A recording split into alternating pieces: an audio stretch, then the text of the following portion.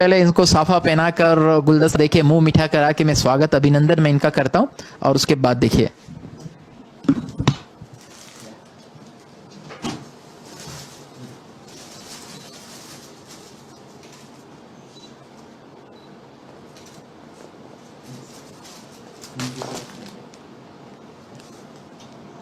Check बन गया vlog.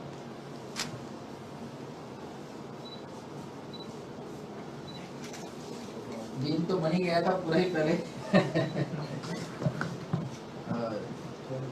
हाँ थोड़ा ही खिलाएं क्योंकि इंजन में खूब खूब चिपका होगा सिर्फ थोड़ी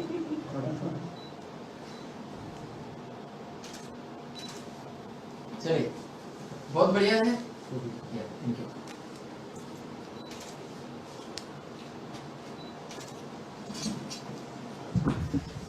जितने लोग लाइव देख रहे हैं चिंता मत करो, प्रकाश को ऐसे नहीं छोड़ेंगे, प्रकाश को आईएएस बना के छोड़ेंगे। और आपको पता है कि आपका निर्मल गहलोत कोई मिशन हाथ में लेता है तो उसको पीछे नहीं छोड़ता है और जहां तक पूरी उसकी एजुकेशन वगैरह का जो होगा आगे तक लगातार हम लगे रहेंगे। हमारे अकाउंट से अभी चेक भी बन रहा है प्रकाश के नाम का और अभी इनको 1 लाख रुपए का चेक भी हम पेड करेंगे। तब तक हम बातचीत करते हैं। आप सभी लोगों ने एक बार जोरदार नारा भी लगा दिया है जय भीम का और बिल्कुल डॉक्टर भीमराव अंबेडकर जी का वह कथन जो है वो आज भी मैंने इनकी पोस्ट पे भी मैंने डाला था और बहुत मुझे याद आ रहा है कि शिक्षा वह शेरनी का दूध है कि उसको जो पिएगा वह दहाड़ेगा। और प्रकाश ने शिक्षा रूपी उस शेरनी का दूध जो है बड़ी शिद्दत के साथ पिया है और अभी देखिए इसकी दहाड़ बड़ी दूर दूर तक गूंज रही है। तो मैं चेक भी प्रकाश को मैं चेक अर्पित करता हूं। प्रकाश के साथ में उनके परिचित भी आए, उनके भाई भी आए। आप सब लोग आइए प्लीज मेरे साथ में। क्या आपका शुभ नाम? उमाशंकर फुलवारिया, जटिया समाज अध्यक्ष बाड़मेर। आप सर? किशन लाल भडारिया, पार्षद और महामंत्री बाड़मेर। श्रवण कुमार, मैं प्रकाश का बड़ा भाई हूँ। तो ये पूरे प्रकाश के मेरे साथ में हैं। आप सभी कैमरे में इनको सबको देख रहे होंगे। सर प्रकाश, तो ये प्रकाश को हम 1 लाख रुपए का चेक जो है वो साइन करके हमने दिया है और ये 1 लाख रुपए निश्चित रूप से प्रकाश की आगे की शिक्षा के लिए और काम आएगा। और ये प्रकाश जैसे कई सारे बच्चों के लिए मोटिवेशन का ये चीज काम करेगी कि जीवन में अगर आप सफलता हासिल करते हैं, संघर्ष से अगर सफलता हासिल करते हैं तो उसका फल देरी से मिलेगा लेकिन एक दिन मिलेगा जरूर। Prakash please. Thank you thank you. बैठिए, आराम से बैठिए, कुर्सी खींच लो पास में। तो बिल्कुल अभी आप जितने लोग लाइव देख रहे हैं फेसबुक और यूट्यूब पे, आपका कोई अगर क्वेश्चन है तो वो भी मुझे बताते रहना और उससे भी मैं आगे भी बातचीत में जारी रखूंगा। अलग तरह का ये कार्यक्रम है। प्रकाश जो है उसने पूरे बाड़मेर में प्रकाश फैला दिया है, पूरे बाड़मेर का नाम रोशन किया है। और मुझे याद आता है कि जब मैंने फेसबुक पे ये पोस्ट डाली थी तो इतना प्रेम से सब लोगों ने इसको शेयर किया था, हजारों लोगों ने इसको शेयर किया था, मैंने देखा। प्रकाश थोड़ा सा अपना बचपन से थोड़ा बताइए, पहले अपने गांव का नाम बताइए, माता पिताजी का नाम बताइए और पढ़ाई में जो आपकी विशेष ये रुचि बनी उसके बारे में बताइए और 10वीं का क्या रिजल्ट रहा था वो भी बताइए। सर मेरा नाम प्रकाश है, मैं बाड़मेर जिले के लोहारवा गांव का हूँ। पापा का नाम चंदना राम जी और माता का नाम संतोष देवी है। मैंने पहली क्लास से 8वीं तक गांव के ही एक प्राइवेट स्कूल में पढ़ाई की है, सरस्वती अम्बे विद्या मंदिर स्कूल से। 9 से 12 तक हमारे गांव के गवर्नमेंट स्कूल में वहीं से पढ़ाई की है। 10th में मैंने बहुत मेहनत की थी लेकिन एक नंबर से मैं डिस्ट्रिक्ट मेरिट से चूक गया था। तभी से मैंने सोच के रखा था कि 10th में चूक गया कोई नहीं, 12th में अच्छी मेहनत करके कुछ अच्छा करना है। तो ये गांव जो है आपका मतलब कहाँ पर गांव ये स्थित है? बाड़मेर के धोरीमन्ना के अंदर? बाड़मेर के धोरीमन्ना तहसील में। अच्छा, तो कितना बड़ा गांव है और वहाँ पे सुविधा वगैरह कितनी क्या है? अभी इतना विकसित हो पाया है? गाँव तो लगभग 5,000 लोग रहते होंगे। सुविधाओं की तो सुविधा अभी इतनी है नहीं, आधारभूत सुविधाओं की कमी है। रोड सही है नहीं। तो 10वीं में क्या परसेंटेज बने थे आपके? 96.17। तो 10वीं में 96.17 बने और अभी 99.20 परसेंटेज भी बने हैं। तो ऐसे कई सारे गांव हैं जो वास्तव में अभी सुविधा से महरूम हैं और आपको क्या लगता है कि मुझे जीवन में क्या बनना है? कुछ ऐसा, कुछ लक्ष्य, कुछ सपना, कुछ सोचा है कि ये मेरा सर मकसद ये है, ये 12वीं में मेरिट में आ गया, ये तो मुकाम नहीं है, ये तो मंजिल नहीं है, ये तो केवल एक पड़ाव है, आगे और जाना है? तो क्या क्या सोचा है आपने?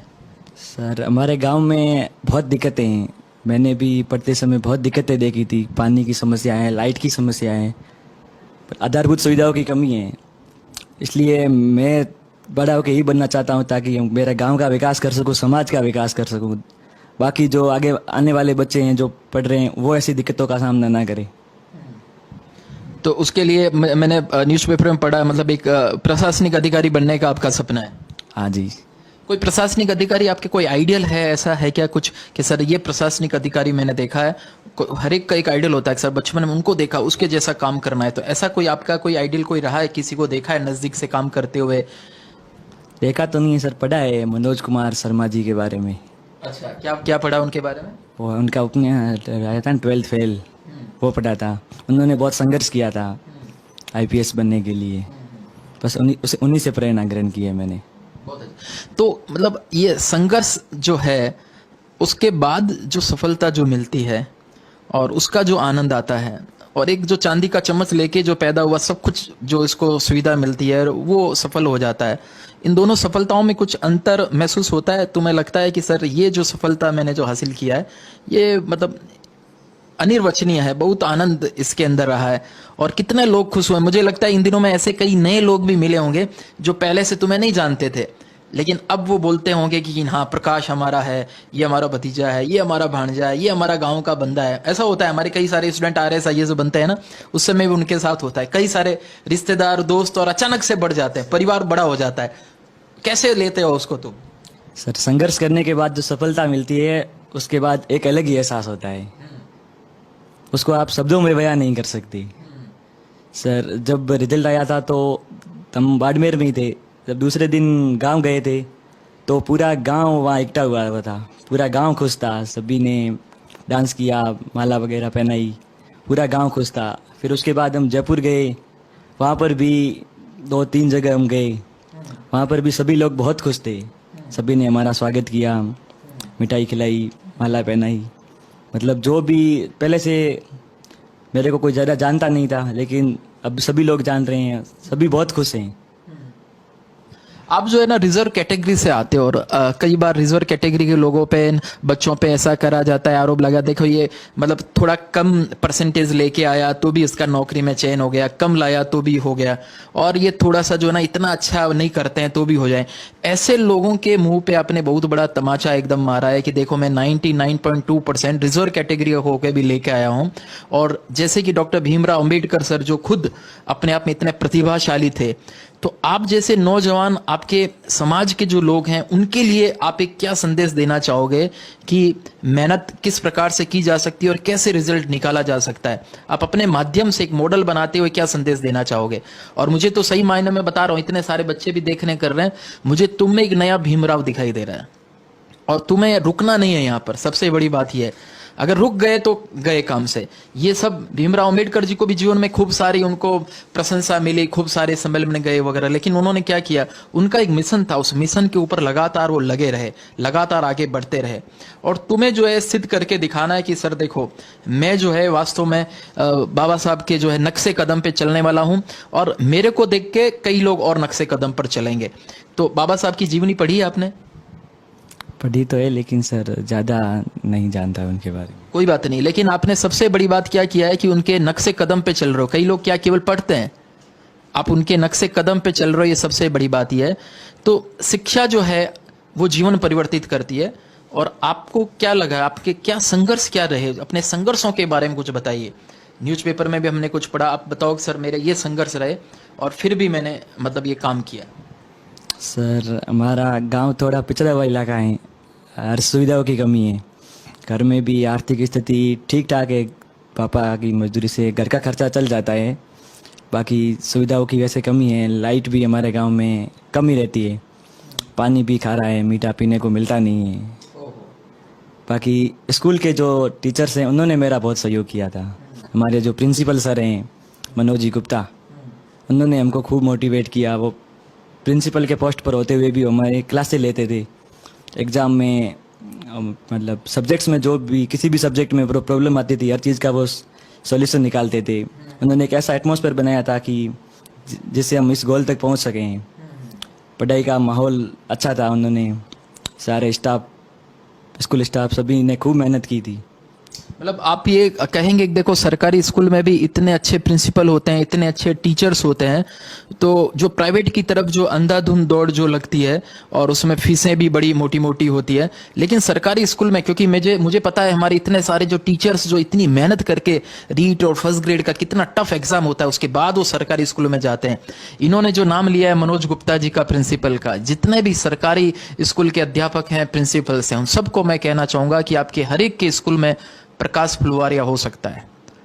हर एक की स्कूल में प्रकाश फुलवारिया हो सकता है अगर उस स्कूल में मनोज गुप्ता कोई बन जाए तो। क्या कहना चाहेंगे आप? सही बात है। क्योंकि आपने देखा होगा ये मेहनत करके, अभी आपको ऐसा थोड़ी लग रहा है कोई कि मंगल ग्रह का कोई प्राणी है मेरे सामने खड़ा है, यही 99% बना सकता है। अगर कोई मेहनत करे, सही दिशा में मेहनत करे, सही मार्गदर्शन में मेहनत करे, तो कोई भी इस लक्ष्य को अचीव कर सकता है कि नहीं कर सकता है? अब ये बताओ आप। आराम से हर कोई इस मुकाम तक पहुंच सकता है अगर वो नियमित अध्ययन करता रहे, मन लगाकर मेहनत करे। और टीचर्स तो उनका सहयोग करते ही हैं, बस अपने अपने खुद पर आत्मविश्वास रखे और मेहनत करे, हर कोई इस मुकाम तक पहुंच सकता है। 12वीं के कई सारे बच्चे जो है अभी तुम्हें देख रहे होंगे, और सबसे बड़ी बात बता रहा हूं कि प्रकाश की सफलता जो है अलग किस मायने में है। इस मायने में अलग है कि तुम साइंस से नहीं हो, तुम्हारे कोई शतरंज वगैरह तो नहीं गए होंगे, जाते हैं क्या कोई प्रैक्टिकल के मार्क्स वगैरह? तो प्रैक्टिकल्स तो होता नहीं। प्रैक्टिकल्स तो होते ही नहीं है हमारे। प्रैक्टिकल्स होते ही नहीं, तो मतलब सारे रिटर्न का जो हुआ है उसी के ऊपर है। 100 में से 20 जाते हैं जो अद्वार्षिक है उनके वगैरह, लेकिन 80 का रिटर्न ही होता है। 80 का रिटर्न होता है। तो पिछले वर्ष भर की तुम्हारी क्या दिनचर्या रही? मतलब कितना पढ़ाई करते थे, पढ़ाई के साथ में और क्या करते थे, और क्या खेल थे, ये इसके बारे में बताओ। सुबह तो स्कूल जाते थे, टीचर्स पढ़ाते थे, उस टाइम ध्यान देते थे। बाद में घर आकर थोड़ा खेलते थे क्रिकेट, फिर थोड़ी टाइम दोस्तों के साथ बैठते थे, फिर शाम को रात को पढ़ाई करते थे 2-3 घंटे तक, फिर सुबह जल्दी उठ जाते थे 2-3 घंटे तक। कितने बजे उठते थे सुबह? सुबह 5 बजे तक उठ जाता था। 5 बजे रोजाना उठ जाते थे, ठीक है। दिन में कितने घंटे सेल्फ स्टडी होती थी? 5 घंटे तक। 5 घंटे सेल्फ स्टडी और फिर 5-6 घंटे स्कूल में जाना, दोनों क्रम। हाँ जी। बहुत बढ़िया है। प्रकाश से कुछ प्रश्न कुछ पूछना चाहते हैं तो आप जरूर बताइए। बहुत ब्रिलियंट लड़का है और बिल्कुल आप लोगों ने बहुत अच्छा सबने कमेंट किया है। फटाफट से कुछ प्रश्न कुछ पूछना चाहें प्रकाश से तो जरूर प्रश्न पूछिए। और प्रकाश ने वास्तव में मेरे सहित सबका दिल जीत लिया है।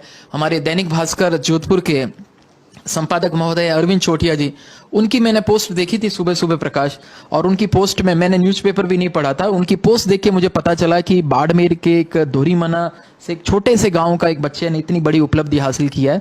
और उनकी पोस्ट पढ़ने के तुरंत बाद में फिर मैंने पोस्ट जो है वो तुम्हारे मार्कशीट और स्क्रीनशॉट के साथ में फिर मैंने शेयर किया, और मैंने कहा भाई इतना प्रतिभाशाली बालक है और इसको 1 लाख रुपए उत्कर्ष की तरफ से उसको प्रोत्साहन राशि के रूप में उसको मिलना चाहिए। और मैंने हाथों हाथ वो पोस्ट डाली। आपको कब मैं पता चला, उसकी खबर पता चली आपको? उसकी रिजल्ट आई उस दूसरे दिन मेरे भैया ने बताया था मेरे को, मैंने तो देखा नहीं क्योंकि कॉल्स आ रहे थे ज़्यादा, इसलिए व्हाट्सएप खोलने का, न्यूज़पेपर पढ़ने का टाइम ही नहीं मिला था 2 दिन तक, तो भैया ने बताया था। अब आगे की क्या रणनीति है? ये बंदोले कितने दिन खाने हैं और उसके बाद में पढ़ाई कब? बंदोला खाने का मतलब समझ रहे हो? जो नया दूल्हा होता है ना, नया दूल्हा होता है, वो सब जगह जाता है, सब जगह बंदोले खाता है। हमारे RS और IS बच्चे उनको हम बोलते हैं। अभी चूंकि अभी आपके पास में काफी कुछ चीजें बाकी है, खूब आगे बढ़ना है, तो क्या लगता है अब क्या प्लानिंग है, कब से क्या करना है, फर्स्ट ईयर में क्या करने वाले हो, आगे की कुछ योजना बनाई है क्या? सर अभी तो ड्यू के लिए वैसे पहले फॉर्म अप्लाई करना है, 31 तारीख लास्ट है, तो उसके लिए फिर जाएंगे वहाँ पर, साथ में कोचिंग भी ले लेंगे, UPSC की तैयारी करेंगे साथ में, फिर 3 साल में ग्रेजुएशन हो जाएगी। उसके 2 साल तक तो मैं फिर होऊंगा नहीं, 21 साल हो गए नहीं मेरी, उसके बाद IAS UPSC की तैयारी। मतलब दिल्ली यूनिवर्सिटी के अंदर इनका जाने का मन है और दिल्ली यूनिवर्सिटी से ही ग्रेजुएशन करोगे, बहुत बढ़िया है। वहां पे एकदम अच्छा सा माहौल भी है और ग्रेजुएशन के दौरान जो है हमारा आईएएस का प्री का और मेंस का बहुत बढ़िया सा ऑनलाइन कोर्स और दिल्ली के और पटना के विख्यात विशेषज्ञों द्वारा उपलब्ध है और वो कोर्स भी मैं आपको एकदम निःशुल्क प्रोवाइड कराने वाला हूँ और अभी से उसको आप पढ़ते रहना तो 3 साल में तो एकदम ऐसा लगेगा कि सर एक ही चीज को बार बार पढ़ लिया तो शानदार तरीके से काम हो जाएगा। तो वो आईएएस वाला कोर्स भी हम आपको पूरा निःशुल्क जो हम देने वाले हैं। तो अपनी तैयारी कब से शुरू करोगे ये बताओ अब आप। बस 2-4 दिन के बाद से ही, अब ये सब खत्म हो जाए उसके बाद से ही। 2-4 दिन के बाद अपनी तैयारी जो है वो शुरू कर देंगे। काफी देर से लगातार हम जो है इंटरव्यू है ले रहे हैं इनका, सब बच्चे ने आपको खूब, जितने लोग लाइव देख रहे हैं बाद में इस वीडियो को देख रहे हैं, इस कमेंट बॉक्स के अंदर प्रकाश के लिए एकदम उसके भावी जीवन के लिए खूब सारा आप आशीर्वाद दे दो कि सर इसको तो आईएएस बनना ही बनना है और निश्चित रूप से आईएएस बनना है, ऐसा सब लोग एक बार मैसेज डाल दो। और अच्छा, एक बच्चे ने, राजकुमार ने कमेंट किया है, बहुत अच्छा कमेंट किया है कि सर कि 10वीं में 96% आने पर भी आर्ट्स क्यों लिया। बहुत अच्छा प्रश्न इसका एक बच्चे ने पूछा है। क्या सर, मेरा आर्ट्स में इंटरेस्टेड था, हिस्ट्री पॉलिटी ये मेरे को पढ़ने में अच्छा लगता था। मैंने मेरे गुरुजी से पूछा था कि साइंस में भी, पहले साइंस में गया था 10-15 दिन तक, अच्छा, क्लासें ली थी साइंस की, पर मेरा मन नहीं लग रहा था वहाँ पर। आर्ट्स में इंटरेस्टेड था, इसलिए मैंने मेरे गुरुजी से पूछा था, उन्होंने कहा आर्ट्स बढ़िया है, अच्छा फील्ड है। तो ये बहुत बड़ी बात है। देखो 10वीं के अंदर जो ज्यादा नंबर लेके आ रहे हैं उनके लिए ये बड़ी बात है, समझने की बात है कि 10th के अंदर आपने क्या परसेंटेज लेके आया उसका मायने नहीं रखता है। केवल उसी के आधार पे अपना सब्जेक्ट मत ले लीजिए, सब्जेक्ट जिसमें आपका दिल करे, है ना, और जिसमें आपका मन करे। और आर्ट्स में रह के भी हमारे कई सारे हमने लोगों को देखा है जो आईएएस वगैरह बने हैं, आर्ट्स से उन्होंने ग्रेजुएशन किया, आर्ट्स से ही उन्होंने 11th-12th किया और बाद में आईएएस और आईपीएस भी वो बने हैं। तो केवल साइंस ही लेना जरूरी नहीं है, अगर साइंस में आपकी रुचि है, वहां मन है तो लीजिए। 10वीं के बाद में थोड़ा सा चिंतन कीजिए, विचार कीजिए कि आखिर सब्जेक्ट कौन सा लेना है। और भी कोई बच्चे कोई प्रश्न पूछना चाहते हैं तो पूछें। एक बच्चे ने बहुत अच्छा प्रश्न पूछा है और सब लोग भाई प्रकाश को बहुत बहुत बधाई, आईएएस ऑफिसर बनेगा, बेस्ट ऑफ लक। कमेंट्स देख रहे हो आप सबके, देखो आप कमेंट्स देखो कितने जबरदस्त आपके कमेंट्स आ रहे हैं। देखिए ये देखिए, ये आज का अंबेडकर है, एक बच्चे ने कमेंट किया आपके लिए, आज के अंबेडकर है, बहुत बढ़िया, शानदार। तो बहुत बढ़िया है, सब लोग जो है मोटिवेट आपको कर रहे हैं और ये एक समाज के अंदर एक अच्छी परंपरा भी है कि कोई अगर अच्छा काम करे तो उसको मोटिवेट किया जाए, कोई अच्छा काम करे तो उसको आगे बढ़ने के लिए प्रेरित किया जाए। और हमारे जैसे लोग जो एक स्वाभिमान से खड़े होकर स्वावलंबी बन चुके हैं, तो ऐसे लोग जिन्होंने समाज में विशेष कुछ नाम किया है तो उनको प्रोत्साहित भी करें, ये सबका दायित्व बनता है। तब हम समझेंगे कि सब लोगों ने मिलके जो है वो काम किया है। तो उत्कर्ष संस्थान जो है कंपटीशन एग्जाम की तैयारी कराता है। पहले से परिचय है तुम्हारे गांव में उत्कर्ष को, पहले से जानता ही नहीं जानता, ईमानदारी से बता। जानता हूँ, मेरे भैया हैं, वो आए रीड की कोचिंग कर रहे हैं यहीं से, अच्छा, ये वाले। अच्छा, भैया रीड की कोचिंग कर रहे हैं, चलो बढ़िया है। तो हमने ऑनलाइन एजुकेशन में भी अभी काफी हमने काम किया है, गांव-गांव ढाणी ढाणी तक हमारी ऑनलाइन एजुकेशन जो है पहुंच चुकी है। तो बधाई हो आपको, बहुत बहुत, खूब आगे बढ़ते रहो। और जितने भी संघर्ष है, संघर्ष के बाद जो है सोने को जो है जितना ज्यादा तपाया जाता है ना, उतना ज्यादा वो निखर के बाहर आता है, उतना ज्यादा उसमें मजा आता है। तो अंत में जो है हमारे जितने भी लाइव देख रहे हैं व्यूअर्स, उनको आप क्या संदेश देना चाहोगे और खास तौर से आपके जो छोटे भाई बहन है उनको क्या कहना चाहोगे, ये बताओ। जो कि मेहनत कर रहे हैं, तैयारी कर रहे हैं, उनको क्या कहना चाहोगे? कैमरे की तरफ देख के एक बार मैसेज दे दो उनको। बस मेहनत करते रहे, मुसीबतों से डरे नहीं, अपने इरादे मजबूत रखे, क्योंकि शिक्षा सबसे जरूरी है। और अगर शिक्षा पाने के बाद आप कुछ अच्छे बन भी जाते हो तो अपने गांव और समाज को नहीं भूले, उनकी तरफ ध्यान दे। कितनी बढ़िया बात कही है। देखिए, लगातार मेहनत करते रहें, इरादों को मजबूत रखें, कॉन्फिडेंस रखें। और प्रकाश, तुमने और दिल जीत लिया। सबसे बड़ी बात जो कही है कि जीवन में जब कुछ हम कर लिए, आगे बढ़ गए, तो उसके बाद अपने गांव को, अपने समाज को पीछे भूले नहीं।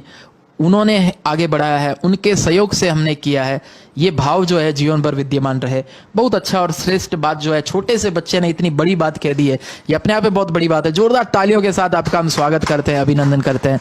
और मैं प्रकाश के साथ में आपसे इस वादे के साथ में विदा लेता हूं कि प्रकाश जो है आज से लगभग 7-8 साल बाद में वापस से मैं इसका इंटरव्यू करूंगा और उस समय मैं कहूंगा कि देखो अब ये आईएएस ऑफिसर बनके और इतनी टॉप की रैंक लेके आके हमारे बीच में है।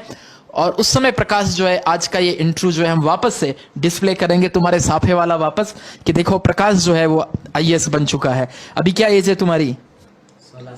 16 साल है। तो लगभग मैंने 6-7 साल एकदम सही बताया। इसका मतलब 21 साल की उम्र आईएएस का एग्जाम देने के लिए मिनिमम एज होती है, और फॉर्म भरने के लिए तो 5 साल बाद में फॉर्म भरेगा और उसी दौरान 1.5 साल में तैयारी करेगा। तो लगभग 7 साल बाद में प्रकाश फिर इंटरव्यू देने का वादा करना है हमारे सब व्यूअर्स को। बता दो कि सर 7 साल बाद में कम से कम, और आपसे वापस हम आएंगे, आईएएस बन के रूबरू होंगे। उस समय फिर से यूट्यूब पे लाइव आपके साथ आऊंगा। जरूर सर, अपना पूरा दम लगाऊंगा, मन लगा के पूरी कोशिश करूंगा। बहुत बढ़िया। तो अपना पूरा दम लगाएगा, दम लगा के पूरी मेहनत करेगा। और दिल्ली यूनिवर्सिटी में मेरे एक दोस्त वहां पे विद्यमान है। तुम्हारे पढ़ने में कभी भी कहीं पे दिक्कत आए तो मुझे बेझिझक बताना, ठीक है? कुछ भी लगे कि सर ये किताबें सर मुझे चाहिए, तो कुछ नहीं, खाली किताबें जो है ना, तुम्हारे भाई को कहना, इनको केवल व्हाट्सएप कर देना। बहुत बढ़िया। तो किताबें भी तुम्हारी पहुंच जाएगी। तुम तो बहुत मेहनत से लेके आगे बढ़ो और अपना छोटा सा गांव जो है उसका नाम रोशन करो, और वापस से खुशी जो है ये बार बार आए, इसके लिए कोशिश करो। तो एक बार मैं प्रकाश के साथ में विदा लेना चाहता हूं आप सभी से। और आपने खूब प्रकाश को खूब सारा आशीर्वाद दिया, और प्रकाश जो है इसका प्रकाश अपने गांव से और धौरीमन्ना से और बाड़मेर की धरती से बाहर निकलते हुए पूरे राजस्थान में जो छाया है, जल्द ही ये प्रकाश जो है पूरे भारत में छा जाए, एक आईएएस ऑफिसर बनके। और एक भाव जो है, मैं हमेशा कहता हूं कि अगर कोई घाघ व्यक्ति जो है ऑफिसर अगर बन गया, कोई चालाक व्यक्ति अगर ऑफिसर बन गया, तो देश के लिए बहुत बड़ा खतरा है। लेकिन प्रकाश जैसी सोच वाला व्यक्ति अगर कोई ऑफिसर बनता है, जो कहता है कि मैं आगे बढ़ने के बाद में अपने गांव को, अपने समाज को भूलूंगा नहीं, तो ये जो सोच जो है विद्यमान रहेगी कि जीवन में खूब आगे बढ़ गए लेकिन पैर जो है वो धरती पर जमे हुए रहे। ये सोच के साथ अगर कोई मेहनत करेगा तो निश्चित रूप से आगे बढ़ेगा। बहुत बहुत बधाई प्रकाश, आपको बहुत बहुत धन्यवाद आपका। Sir, thank you so much, धन्यवाद सबको, धन्यवाद।